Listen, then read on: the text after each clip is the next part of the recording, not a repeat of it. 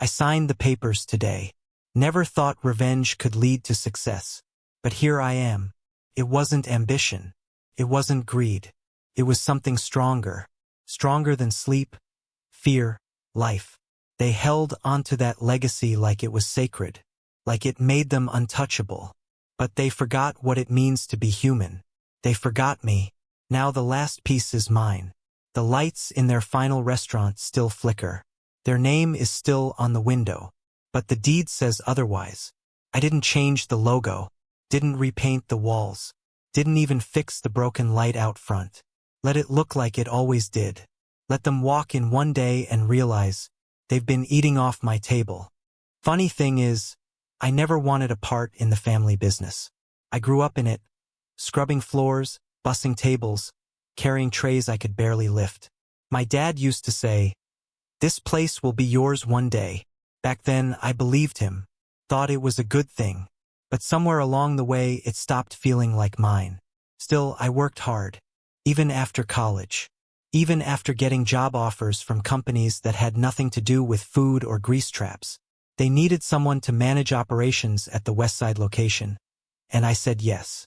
I told myself it was just temporary, help out the family, get them back on track, and maybe leave in a year. Then I met Vanessa. She came in one Saturday morning, ordering a coffee and a breakfast sandwich. I noticed her right away. She had that kind of presence, confident but calm. Dressed like someone with somewhere to be. She asked if the Wi-Fi was working. I joked, said it usually needed coffee before it started functioning too. She laughed. That's how it started. Next weekend, she came back. Then again. Soon it became a thing. A smile from the door. A short conversation over coffee. And eventually, a number scribbled on a receipt.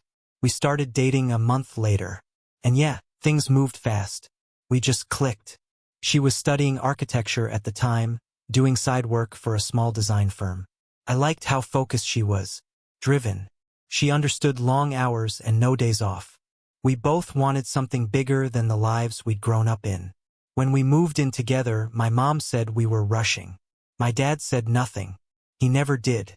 Jason, my cousin, just gave me a pat on the back and said, "Better hope she likes deep fryers."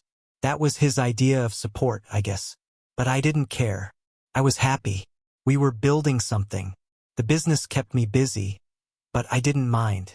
She understood when I had to work late. She'd bring me dinner sometimes, leave little notes in the bag, teasing me about how I still forgot to eat. Felt right. I know people say that a lot when they look back on something that fell apart. But I mean it. At the time, it really did feel right. There weren't any signs. No sudden changes. If anything, I was too comfortable. I stopped paying attention. And that's when it all started to shift. It started with little things. Nothing obvious. Nothing loud. Just off. She stopped asking when I'd be home. Stopped texting me random stuff during the day. Stopped bringing food to the restaurant when I worked late. One night I came home after a double shift. She was already asleep on the couch. TV on. Takeout container half finished. I kissed her forehead, but she didn't stir. It didn't feel like anything serious. People get tired. Work stress builds up. I told myself that a dozen times. But then I started noticing Jason. More than usual. He wasn't scheduled at my location, but he showed up often.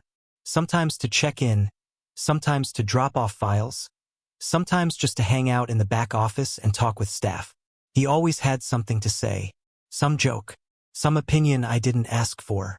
And slowly, he started making comments about Vanessa. "Vanessa's been killing it lately, huh?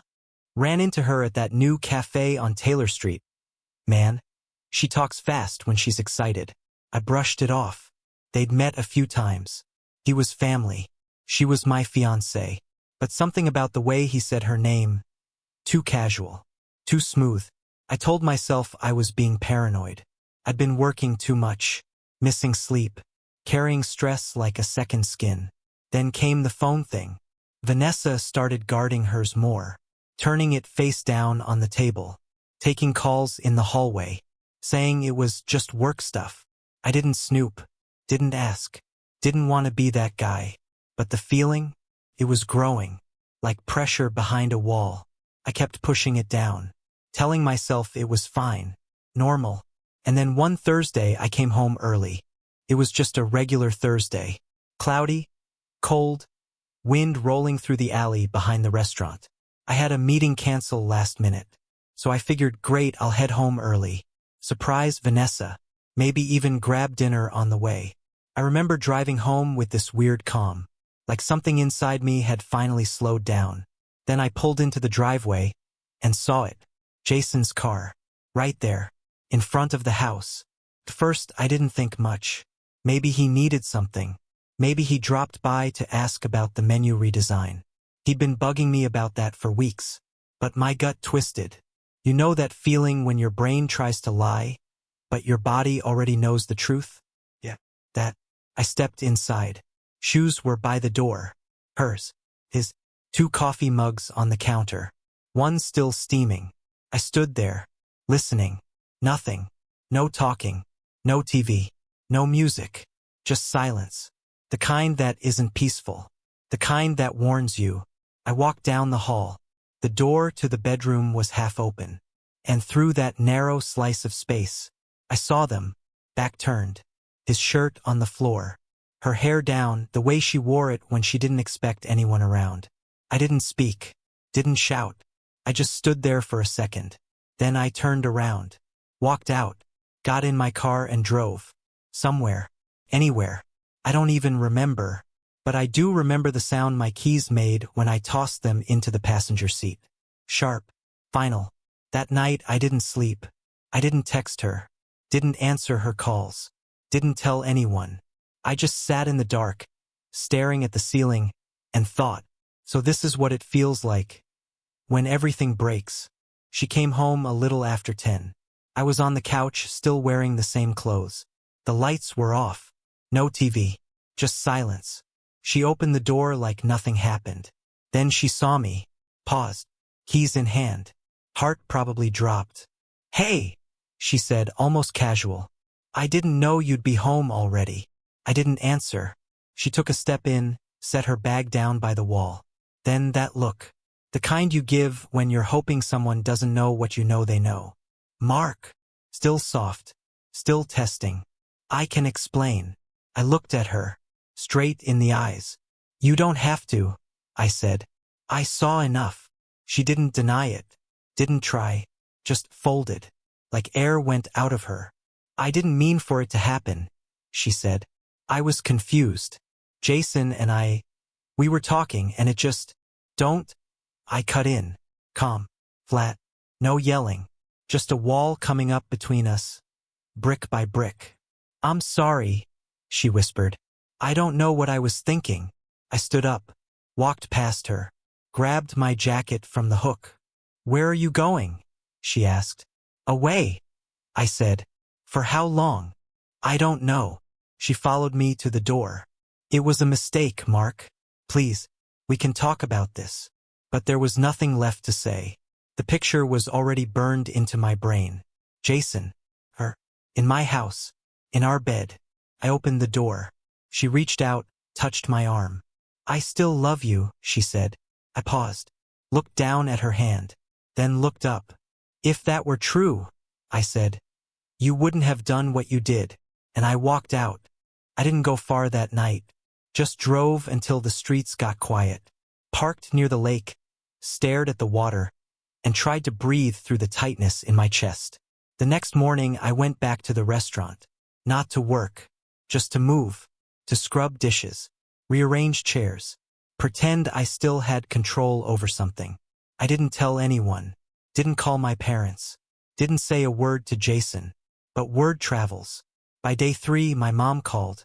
Mark, we heard some things, she said. Vanessa's really upset. Can we talk? Upset? I didn't even answer. Just hung up. Then Jason texted. Let's not blow this out of proportion, man. I stared at the screen for 5 minutes. Didn't blink. Didn't move. He really had the nerve. I finally went to see my dad. Still held out some hope. He'd understand, right? He'd hear me out. But all he said was, well, things happen, son. People make mistakes. That's what he called it. a mistake, like losing keys, or forgetting a birthday, not betrayal in your own home. Then Stephanie, my sister, called me dramatic. Relationships are messy, she said. You can't throw your whole life away over one night. I realized right then, I wasn't part of the family anymore. Not the way they saw it. They picked a side. And it wasn't mine. But the final punch came that weekend. I went back to the house to grab a few things. Vanessa wasn't there. I didn't want to see her. But my dog, Bentley, ran up to me, tail wagging, like I hadn't been gone at all. I took him for a drive. Same route we always used to do. Park, trees, his favorite spot. Later that night, he wouldn't eat. Next morning, he couldn't stand. By the time I got him to the vet, it was too late.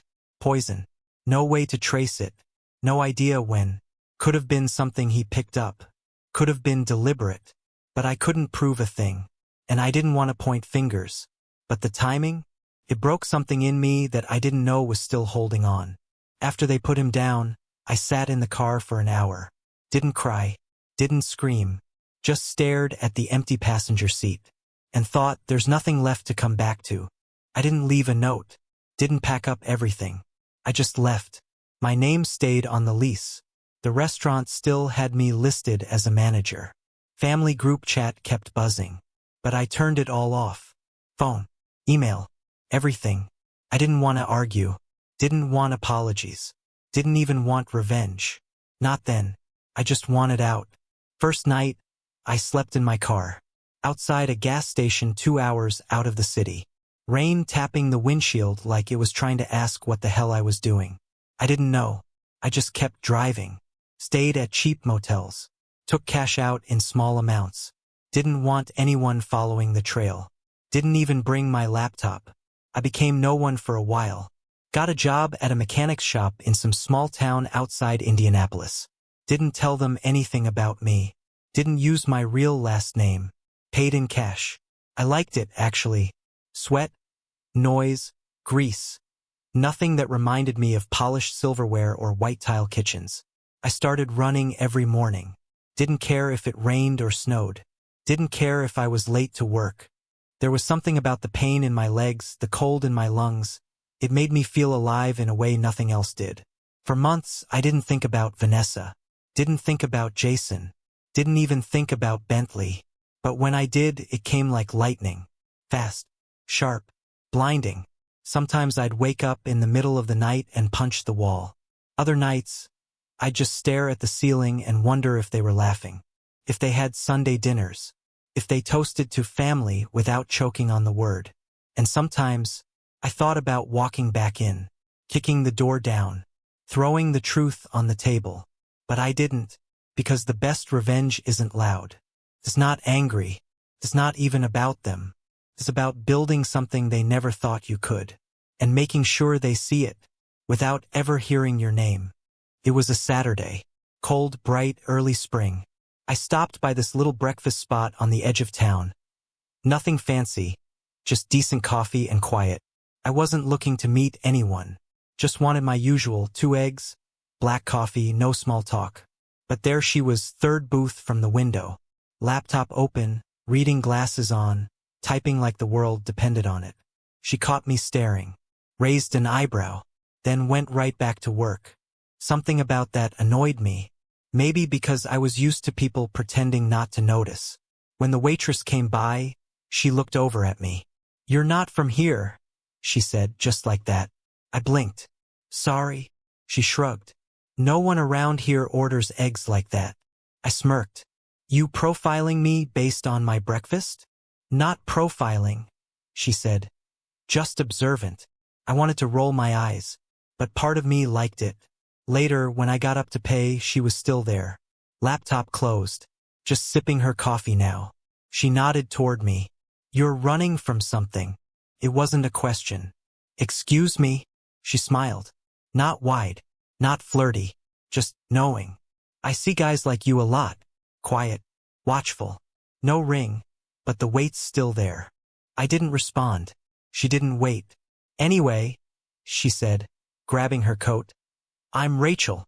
Then she was gone. Didn't ask my name. Didn't leave hers on a napkin. Just walked out into the sun like a woman with no ghosts. And for the first time in a long time, I was curious. The next weekend I went back. Same time. Same booth. She was there. "You again," she said without looking up. "Guess I like the coffee," I said. "You don't." "No, I don't." She smiled, and I sat down. She was always there before me. Same seat, third booth from the window, laptop open, coffee already half gone. I never saw her order. It was like the cup just appeared with her. We never planned to see each other. No texts, no expectations. But every weekend somehow we were there, same time, same place. For a while it was just quiet recognition. A nod, half a smile. The kind of thing you do with strangers who feel weirdly familiar. Then one day, she slid into the seat across from me like it was hers. "You always read the classifieds?" she asked. I shrugged. "Sometimes. It's a habit." "Looking for something?" she said. I looked at her, narrowed my eyes a little. "Why?" "Because you don't strike me as the type who needs help finding things. But maybe you are." I raised an eyebrow. "You always this direct?" She grinned. "You always this defensive?" I couldn't help but smile. First real one in months. She didn't wait for me to ask anything. Just kept going like we were already in the middle of a conversation. "I run a few things," she said. "2 bakeries, a bar I don't like, and a storage space that makes more money than it should. I'm expanding. Need help." I blinked. "You want me to work for you?" "No," she said. "I want you to work with me." I leaned back. "You don't even know me." "I know enough," she said. "You tip the same amount every time. You're never on your phone. You always sit facing the exit. You read the paper front to back, even the boring parts. That tells me more than a resume." "And what if I'm not interested?" She gave a small shrug. "Then I finish my coffee, wish you well, and go build an empire without you." Her tone wasn't arrogant, just matter of fact. "You always recruit strangers in diners?" I asked. "Only the ones who look like they've survived something," she said. That hit me harder than I expected. She pulled out a card, plain, white, clean. "Rachel Carter, owner." Then she stood up. "I'll be here next Saturday," she said. "Same time. You want in? Come sit at my table." And just like that, she was gone. No pitch, no pressure. But for the first time in a long time, I wanted to say yes. I showed up 10 minutes early, sat in the car, watched the entrance, thought about driving away at least 4 times. But I didn't. At exactly 9, I walked inside. Same diner, same booth. Rachel was already there. "Thought you'd chicken out," she said. I sat down. "Almost did." She pushed a black folder across the table. Inside, spreadsheets, property listings, staff rosters, revenue reports. It hit me like a cold wave. She wasn't just talking. She was building something, and fast. She watched me flip through the pages. "So?" she asked. "Still think I'm bluffing?" I shook my head. "Not even a little." She nodded. "Good. I'm buying a closed-down pizza place on 3rd Place is a wreck. Former owner dipped out, left everything behind. I want to turn it into a walk-in bakery/breakfast place." I raised an eyebrow. "That's ambitious." "Everything worth doing is." I looked through the numbers again. Staffing plan, renovation timeline, budget tight but real. She wasn't just talking big. "What exactly do you want me to do?" I asked. She leaned forward. "Operations, ordering, hiring, keeping people in line. I do top-level strategy. You keep the engine running." "You trust me with all that?" "I trust patterns," she said. "And you haven't broken yours since the day I met you." I didn't know what to say. "You don't need to be passionate," she added. "You need to be reliable. I've had enough dreamers. I need a builder." Something in me cracked a little at that word. Builder. I hadn't been called that since the early days in the family business. Back when I believed I was helping build something real. Something lasting. "Can I think about it?" I asked. "You just did," she said. "You're in. You wouldn't have shown up if you weren't." She wasn't wrong. We went over numbers for an hour. Talk schedules, supplies, permits. By the end of breakfast, I had keys to a building I hadn't even stepped into yet. No contract, no signature, just her word. And mine. That night, I stood in front of the building on 3rd. The windows were dusty. The paint faded. The inside smelled like yeast and bad decisions. But I saw it. Not what it was. What it could be. And for the first time in a long, long time, I wanted to build again. The place was worse than I expected. Peeling walls. Broken fridge. 2 leaky faucets. Old flour hardened into corners like stone. The kind of mess that made you question your sanity for even thinking it was fixable. Rachel stood in the middle of the dining room, arms crossed, eyes scanning everything like she was already seeing the grand opening. "Still think I'm crazy?" she asked. "Only slightly," I said. She smiled. "Good. I need someone sane enough to fix things, and crazy enough to think it's worth it." That became our rhythm. Days were long. We'd show up at 7, work till dark, eat takeout on a crate, then go home too tired to even speak. We cleaned. We painted. We fought with city inspectors, argued with contractors, redid the same floor section 3 times because it wouldn't settle right. We hired people, some good, some disasters. I trained the staff. Rachel handled vendors, marketing, and negotiating deals like she was born to win. There was yelling. There were missed deliveries. One day, the freezer died and ruined a full week's supply. We didn't talk for hours, both too angry to say anything without making it worse. But we didn't quit. That mattered more than anything. One night, 2 months in, we sat outside after locking up. We were covered in dust and sweat, and my hands were cracked from scrubbing kitchen walls that hadn't been touched in years. Rachel handed me a beer. "Don't ask how I got this. Just drink." I did. We sat in silence for a while. Then she said, "You're good at this." "At what?" "Swearing at supply trucks." "No. Keeping things moving.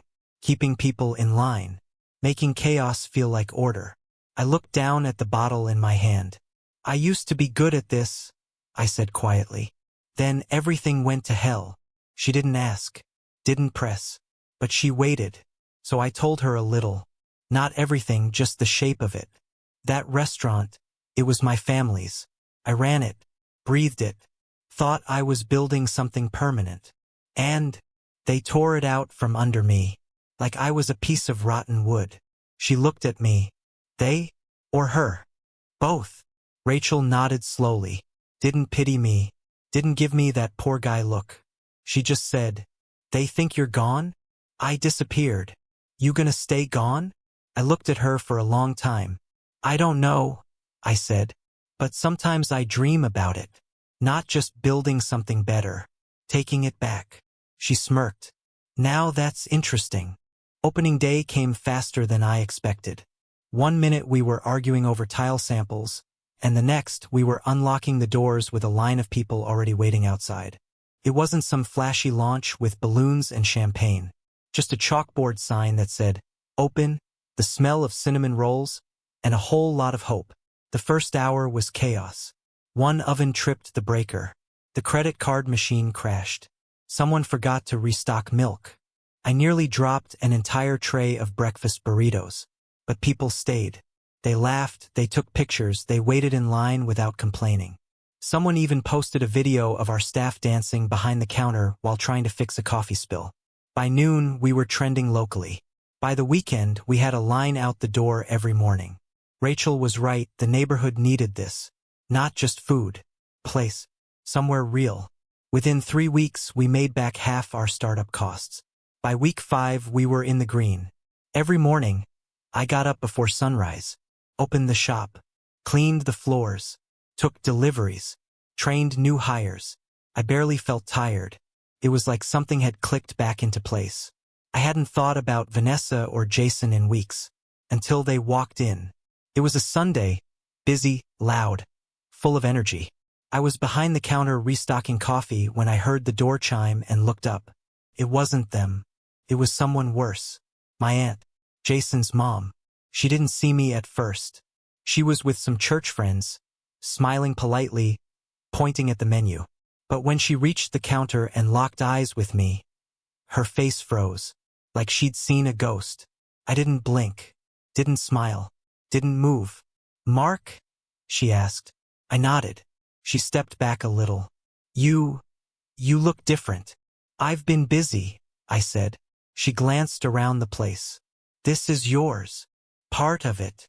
She looked like she wanted to say something kind, something polite, maybe even apologetic. But all she managed was, "We heard you left the city. Nobody knew where you went. That was the point." She swallowed hard. "I didn't know about everything. Not until later." I said nothing, not a word. She looked down. "Jason, he's not doing well. Things haven't been easy for him." I smiled. A small, cold one. She caught it. Her voice dropped. "This isn't about revenge, is it?" I didn't answer, just handed her the coffee she ordered. "Have a nice day," I said, and walked away. A week after I saw my aunt, I got a call from Rachel. "Lunch?" she asked. Her voice was lighter than usual, like she'd just closed a deal. We met at a small Korean place a few blocks from the bakery. She already had food on the table: bibimbap, dumplings, extra spicy sauce she never actually used. "Something's brewing," she said before I sat down. I raised an eyebrow. "Good or bad?" "Depends on who you are," she said.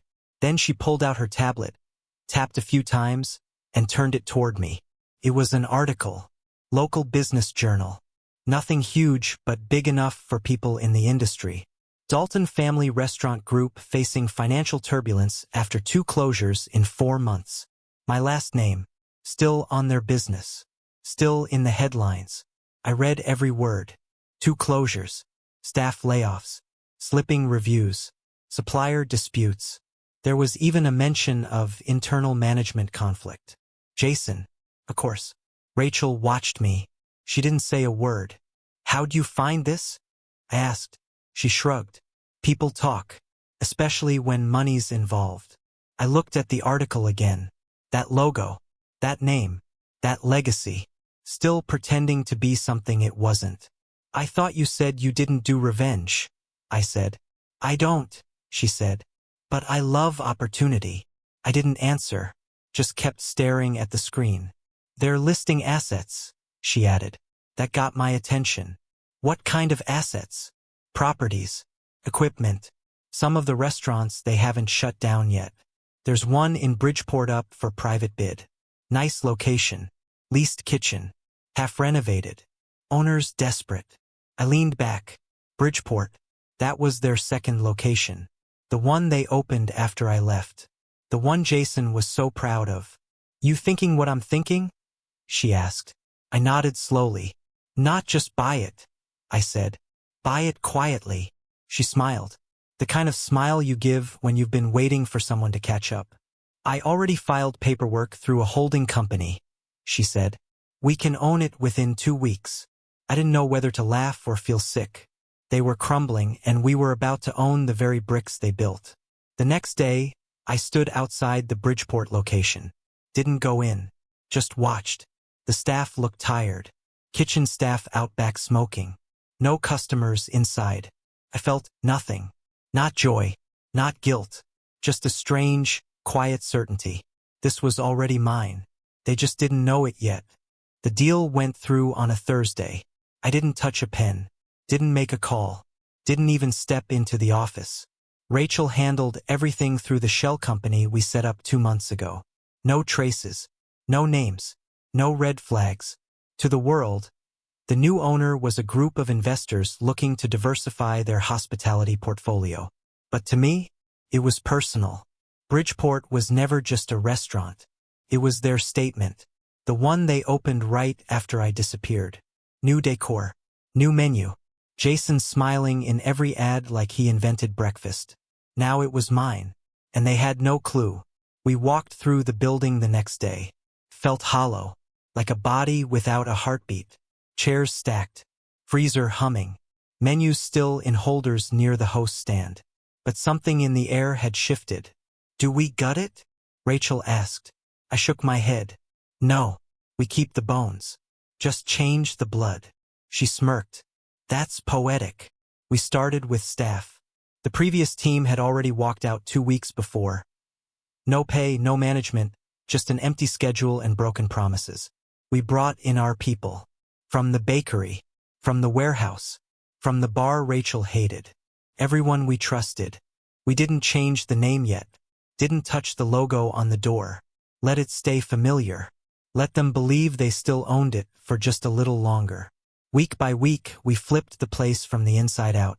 New menu, new systems, strict service standards, training, cleanup, even uniforms. And it worked. By the end of month 1, Bridgeport was pulling better numbers than any of our other locations. Customers returned. Word spread. Staff actually smiled. I stood in the office one night, looking at the same clipboard Jason used to carry around, and thought, this is what it was supposed to be. Not vanity, not ego, just something real. Then came the first call. Rachel answered. I could hear the voice on the other end. Stephanie, my sister. We heard someone bought Bridgeport. Still running? That can't be right. Rachel stayed calm, played it cool. Oh, we're just managing it for a client, she said.